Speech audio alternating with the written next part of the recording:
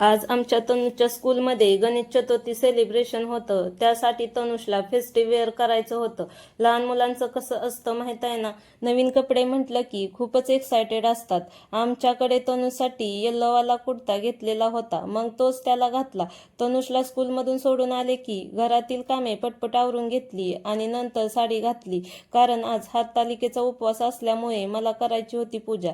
सगळ्यात प्रथम देवपूजा करून घेतली आणि नंतर हरतालिकेच्या पूजेला सुरुवात केली. हरतालिका म्हणजे हिंदू धर्मातील महिलांसाठी आणि कुमारिकांसाठी एक धार्मिक वृत्त आहे. हरिता म्हणजे जिला नेलं ती आणि लिका म्हणजे सखी. पार्वतीला सखी शिवप्राप्तीसाठी तपश्चर्याला घेऊन गेली, म्हणून पार्वतीला हरतालिका असे म्हणतात.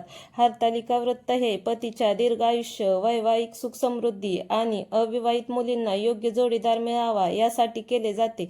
मी पण मनोभावे हरतालिकेची पूजा केली आणि नैवेद्य दाखवून नमस्कार केला. नंतर उपवासासाठी बटाटा बनवायला घेतला. मिरची बारीक कुटून घेतली आणि बटाट्याची साल काढून बटाटा बारीक चिरून घेतला. चिरलेल्या बटाट्याच्या फोडी स्वच्छ धुवून घेतल्या. नंतर तेल गरम करून त्यामध्ये कुटलेला मिरचा टाकून चांगला परतून घेतला. त्यामध्ये बटाट्याच्या फोडी टाकून चवीनुसार मीठ टाकले आणि शेंगदाण्याचे कूट टाकून चांगले मिक्स करून घेतले आणि झाकण ठेवून वाफलायला ठेवून दिले.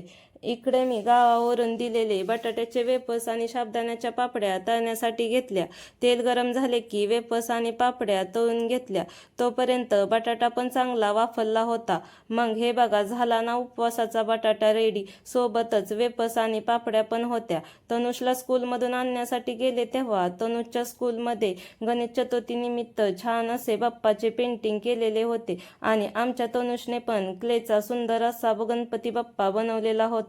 मग काय क्यूट अशा बाप्पासोबत काढले ना मी तनुजचे फोटो आणि व्हिडिओ.